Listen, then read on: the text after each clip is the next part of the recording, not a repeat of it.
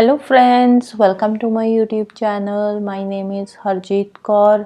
हम डिस्कस कर रहे थे इन्वायरमेंट एंड इकोलॉजी, जिसमें आज हम डिस्कस करेंगे इन्वायरमेंटल पोल्यूशन के बारे में।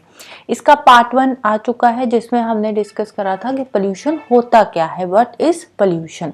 तो नेक्स्ट आज हम डिस्कस करेंगे एयर पोल्यूशन के बारे में। एयर पोल्यूशन क्या है, मेजर एयर पोल्यूटेंट्स कौन कौन से हैं और उनके सोर्सेस क्या है। एयर पोल्यूटेंट्स और कहाँ से वो जनरेट हो रहे हैं, उनके सोर्सेस के बारे में हम डिस्कस करेंगे डिटेल में। तो पोल्यूशन में हमने क्या पढ़ा था? पोल्यूशन में हमने पढ़ा था कि जब कोई भी हार्मफुल पार्टिकल या हार्मफुल मटेरियल एड ऑन होता है हमारे इन्वायरमेंट के अंदर, तो उससे क्या होता है, उससे पोल्यूशन होता है। तो एयर पोल्यूशन में क्या आ जाएगा? एयर पोल्यूशन में आ जाएगा कि जब हवा के अंदर, हमारे एटमॉस्फेयर में, राइट, वो हमने जो पोल्यूशन की डेफिनेशन होती है, पोल्यूशन की डेफिनेशन में हम वर्ड इन्वायरमेंट यूज करते हैं कि हमारे इन्वायरमेंट में कोई भी हार्मफुल सब्सटेंस या हार्मफुल मटेरियल जब एड ऑन होता है तो वो क्या कॉज करता है? वो कॉज करता है पोल्यूशन। लेकिन एयर पोल्यूशन के केस में जब वही हार्मफुल सब्सटेंस एयर में एंटर करता है, right, it is the contamination of air. हवा को गंदा कर रहा है ये contamination of air by the discharge of harmful substances. Harmful substances जब हमारे एटमॉस्फेयर में एंटर होते हैं तो उसकी वजह से होता है एयर पोल्यूशन, राइट। एक या एक से ज्यादा कंटेमिनेंट्स जब एक हमारी हवा में एंटर होते हैं, जिसकी वजह से जो एयर की क्वालिटी है, एयर की क्वालिटी एडवर्स हो जाती है, जिसका अल्टीमेटली इफेक्ट किस पे पड़ता है? हमारी हेल्थ पे पड़ता है, चाहे वो ह्यूमन हेल्थ हो, एनिमल हेल्थ हो या फिर प्लांट लाइफ हो। तो इन सब पे उसका इफेक्ट पड़ता है जब हमारी हवा के अंदर, हमारे एटमॉस्फेयर के अंदर कंटेमिनेंट्स एड ऑन होते हैं, राइट। तो उसको क्या बोलते हैं? Air pollution. The presence in the atmosphere of one और more contaminants in such quality and for such duration, एक पर्टिकुलर ड्यूरेशन भी होनी चाहिए, एज इट इज इंजूरियस और tends to be injurious to the human health और welfare, animal और plant life. जो कि ह्यूमन लाइफ हो, एनिमल लाइफ हो या प्लांट लाइफ हो, इन सब के लिए ही इंजूरियस होती है, उसको बोलते हैं एयर पोल्यूशन। एयर पोल्यूशन तो हो रहा है, लेकिन कभी कभी क्या होता है, बहुत एग्रावेट हो जाता है। जैसे कि दिल्ली में आपने देखा होगा, दिवाली के दिनों में एयर पोल्यूशन बहुत ज्यादा बढ़ जाता है, एग्रावेट होता है।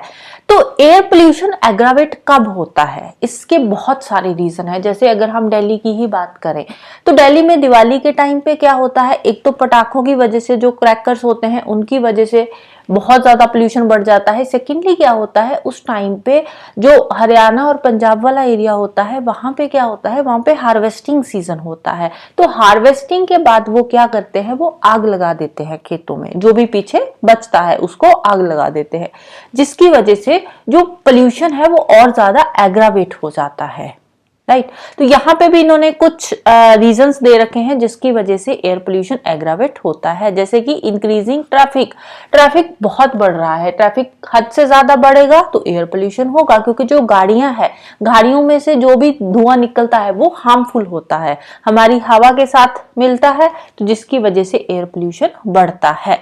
सिटीज बढ़ रही है, इकोनॉमिक डेवलपमेंट कर रहे हैं, इंडस्ट्रियलाइजेशन हो रही है, तो इन सब चीजों के लिए हम क्या कर रहे हैं, डिफॉरेस्टेशन कर रहे हैं। क्या हो रहा है, इंडस्ट्रियलाइजेशन बढ़ रही है, अर्बनाइजेशन बढ़ रही है, इकोनॉमिक डेवलपमेंट हो रही है। अल्टीमेटली हम क्या कर रहे हैं, हम डिफॉरेस्टेशन कर रहे हैं, पेड़ों को काट रहे हैं। तो फॉरेस्ट क्या है? फॉरेस्ट हमारी हवा को साफ करने में एक इंपॉर्टेंट रोल प्ले करते हैं। तो डिफॉरेस्टेशन की वजह से भी एयर पोल्यूशन एग्रावेट होता है। इंडस्ट्रियलाइजेशन बढ़ेगी तो इंडस्ट्री से इतना सारा धुआं निकलता है, जिसकी वजह से वो क्या होता है, एयर पोल्यूशन बढ़ता है, हार्मफुल गैसेस निकलती है।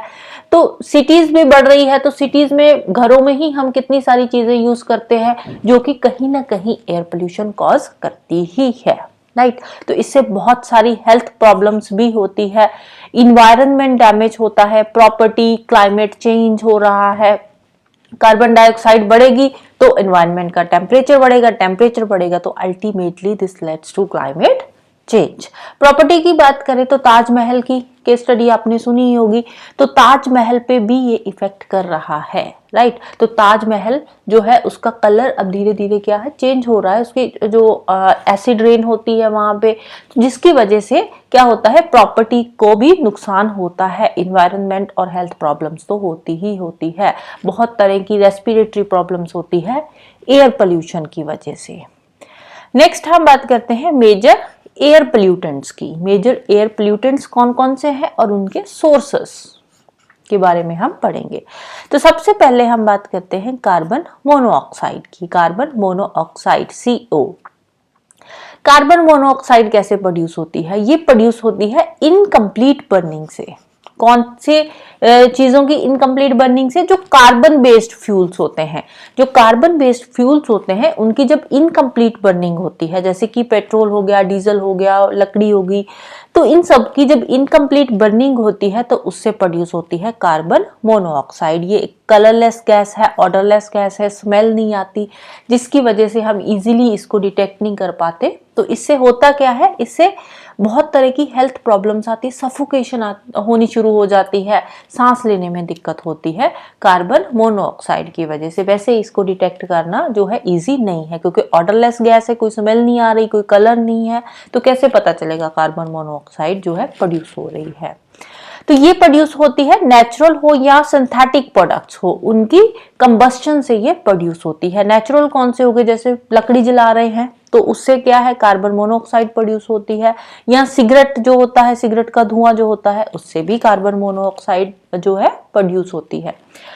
अब ये करती क्या है, आपने सुना होगा, क्या बोलते हैं यूजुअली कि बंद कमरे में अंगीठी जलाकर नहीं सोना चाहिए। रीजन क्या है?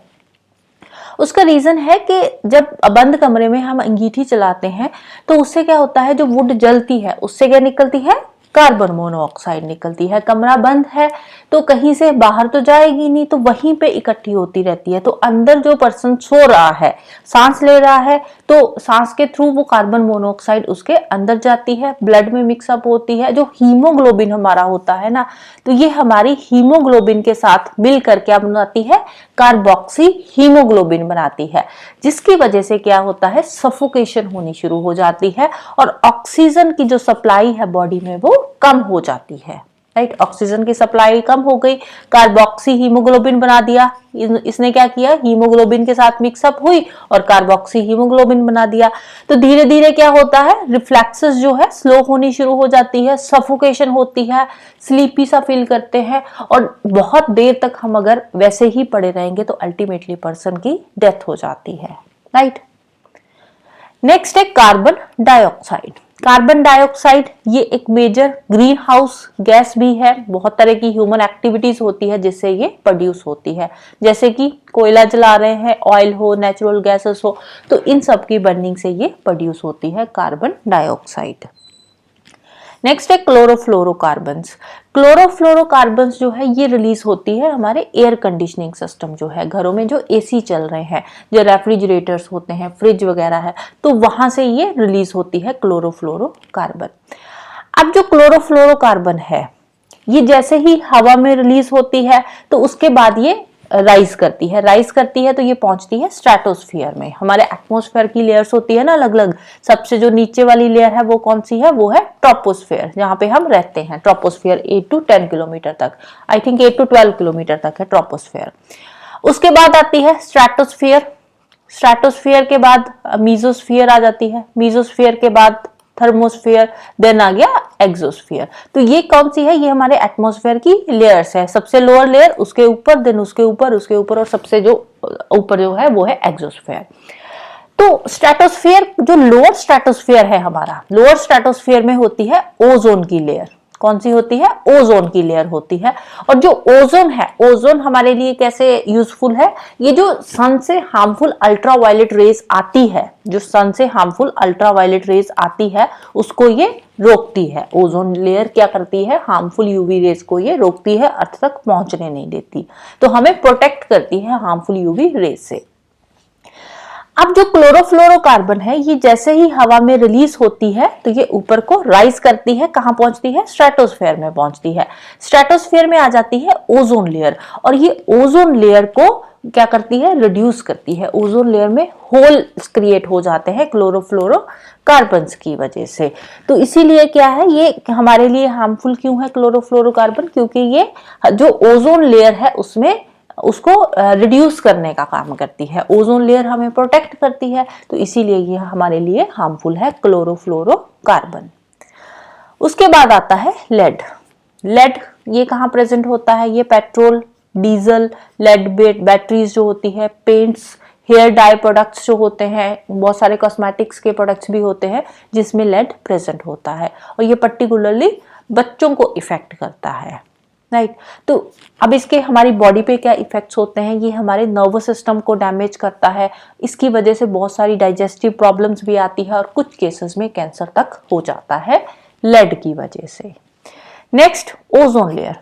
अभी हमने ओजोन लेयर के बारे में पढ़ा, लोअर स्ट्रेटोस्फेयर में होती है ओजोन लेयर, अपर एटमॉस्फेयर में, क्योंकि ट्रोपोस्फेयर के ऊपर आता है स्ट्रेटोस्फेयर, तो लोअर स्ट्रेटोस्फेयर में ये ओजोन की लेयर प्रेजेंट होती है। तो ओजोन लेयर अब ऊपर लोअर स्ट्रेटोस्फेयर में है तो हमारे लिए बेनिफिशियल है, क्योंकि हार्मफुल यूवी रेज को ये रोकती है, हमें उससे प्रोटेक्ट करती है, हार्मफुल यूवी रेज से हमें प्रोटेक्ट करती है ओजोन की लेयर।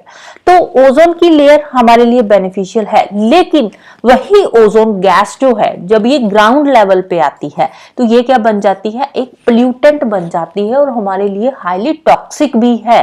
ओजोन जो है, ओजोन लेयर जो है वो हमारे लिए बेनिफिशियल है, हमें प्रोटेक्ट करती है सन की हार्मफुल रेज से, लेकिन ओजोन गैस जब ग्राउंड लेवल पे आती है तो ये एज ए पोल्यूटेंट काम करती है, और हमारे हेल्थ के लिए ये टॉक्सिक होती है। कहां से प्रोड्यूस होती है ओजोन, ग्राउंड लेवल पे कहां से प्रोड्यूस होती है, ग्राउंड लेवल पे जो व्हीकल्स है या इंडस्ट्रीज है वहां से ये प्रोड्यूस होती है ओजोन एमिशंस, ओजोन गैस जो ग्राउंड लेवल पे प्रोड्यूस होती है। अब इसके हेल्थ इफेक्ट्स क्या पड़ते हैं, इसकी वजह से बहुत तरह की स्किन प्रॉब्लम्स हो जाती है, जैसे आई इचिंग, बर्न्स, उसमें से पानी सा निकल रहा है, तो ये सब ओजोन गैस की वजह से होता है। इससे हमारी जो कोल्ड की रेजिस्टेंस होती है वो कम हो जाती है, हम ज्यादा सर्दी सहन नहीं कर पाते, जिसकी वजह से अल्टीमेटली निमोनिया भी हो जाता है। नेक्स्ट है नाइट्रोजन ऑक्साइड। नाइट्रोजन ऑक्साइड ये स्मोक एंड एसिड रेन होता है, इसकी वजह से smoke and acid rain cause करती है। नाइट्रोजन ऑक्साइड हो गया, सल्फर डाइऑक्साइड हो गया, तो ये वाली जो गैसेस है ये एसिड रेन के लिए रिस्पॉन्सिबल होती है। एसिड रेन हो गया जो स्मोक होता है, तो वो भी नाइट्रोजन ऑक्साइड या सल्फर डाइऑक्साइड की वजह से ही स्मोक जैसी सिचुएशन बनती है। स्मोक क्या होता है, स्मोक होता है स्मोक के साथ जब फॉग मिक्सअप हो जाती है, स्मोक प्लस फॉग मिलके क्या बनाता है, ये बनाता है smoke, right. Smoke and fog मिलकर बनाता है स्मोक। तो नाइट्रोजन ऑक्साइड प्रोड्यूस कैसे होती है, ये प्रोड्यूस होती है भाई पेट्रोल, डीजल, कोयला हो गया, इन सब चीजों की बर्निंग से प्रोड्यूस होती है नाइट्रोजन ऑक्साइड। तो ये बच्चों के लिए बहुत ही ज्यादा हार्मफुल है, इसकी वजह से बहुत सारी रेस्पिरेटरी डिजीजेस भी होती है, पर्टिकुलरली विंटर्स के अंदर। नेक्स्ट है suspended particulate matter, SPM, suspended particulate matter. क्या होता है ये सस्पेंडेड पार्टिकुलेट मैटर, ये होता है जब हवा के अंदर स्मोक, डस्ट और वेपर जो होते हैं, ये सॉलिड फॉर्म में स्मोक, डस्ट या वेपर्स जो है, टाइनी पार्टिकल्स हवा के अंदर बहुत टाइम तक वैसे ही जो इधर उधर घूमते रहते हैं, तो उसको बोलते हैं सस्पेंडेड पार्टिकुलेट मैटर। हवा के अंदर जो स्मोक पार्टिकल्स हैं या डस्ट पार्टिकल्स हैं या वेपर के पार्टिकल्स होते हैं, सॉलिड पार्टिकल्स, तो उसको वो क्या बनाते हैं, सस्पेंडेड पार्टिकुलेट मैटर बनाते हैं। तो इसकी वजह से होता क्या है, जब बहुत टाइम तक ये हवा के अंदर रहते हैं तो उसकी वजह से जो वेदर है वो हेजी सा हो जाता है, हेज सा, जैसे प्रॉपर विजिबिलिटी नहीं होती, जिसकी वजह से विजिबिलिटी जो होती है वो कम हो जाती है। अब यहाँ पे आप बोलोगे कि जब फॉग होती है तो उस केस में भी विजिबिलिटी तो कम हो जाती है, और फॉग एंड हेज में डिफरेंस क्या है। देखो जो हेज होती है, हेज क्या है, हेज में स्मोक पार्टिकल्स होंगे हवा के अंदर, डस्ट पार्टिकल्स होंगे, वाटर वेपर्स होंगे, जिसकी वजह से जो हेजी सा वेदर बन जाता है। फॉग क्या होता है? फॉग में होते हैं सस्पेंडेड वाटर ड्रॉपलेट्स या आइस क्रिस्टल्स आप बोल सकते हो। जब आइस क्रिस्टल्स हवा में इधर उधर छोटे छोटे से टाइनी पार्टिकल्स जो होते हैं आइस क्रिस्टल्स के, वो हवा में सस्पेंडेड होते हैं, तो उसकी वजह से होती है फॉग। लेकिन जो हेज होती है इसमें स्मोक पार्टिकल्स भी होते हैं, डस्ट पार्टिकल्स भी होते हैं, वाटर वेपर्स भी होते हैं। ये इन दोनों में डिफरेंस है। विजिबिलिटी दोनों में ही कम होती है, राइट। अब ये पार्टिकल्स जो होते हैं छोटे छोटे पार्टिकल्स होते हैं, बहुत ही फाइन पार्टिकल्स होते हैं, जिसकी वजह से जब हम ब्रीद इन करते हैं, सांस लेते हैं, तो ये हमारे अंदर चले जाते हैं, जिसकी वजह से ये हमारी लंग्स को इफेक्ट करते हैं, लंग्स को डैमेज भी कर देते हैं कभी कभार, और अल्टीमेटली रेस्पिरेटरी प्रॉब्लम्स कॉज करते हैं। नेक्स्ट है sulphur dioxide. Again sulphur dioxide ये स्मोक एंड एसिड रेन के लिए रिस्पॉन्सिबल है। जो एसिड रेन होती है, स्मोक है, तो ये सल्फर डाइऑक्साइड की वजह से होता है।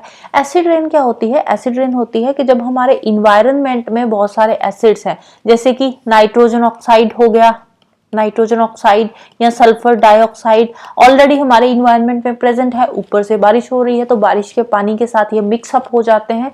जब मिक्सअप होकर वो बारिश होती है तो वो क्या बन जाती है? एसिड रेन बन जाती है, राइट। तो ये प्रोड्यूस कैसे होती है? कोयला जलाने से। मेनली जो थर्मल पावर प्लांट्स के अंदर कोयला जलाया जाता है उसकी वजह से प्रोड्यूस होती है सल्फर डाइऑक्साइड। इसके अलावा बहुत सारे इंडस्ट्रियल प्रोसेसेस होते हैं, जैसे कि पेपर की जब प्रोडक्शन होती है वहां से भी सल्फर डाइऑक्साइड रिलीज होती है। मेटल की स्मेल्टिंग हो रही है तो वहां से भी सल्फर डाइऑक्साइड प्रोड्यूस होती है।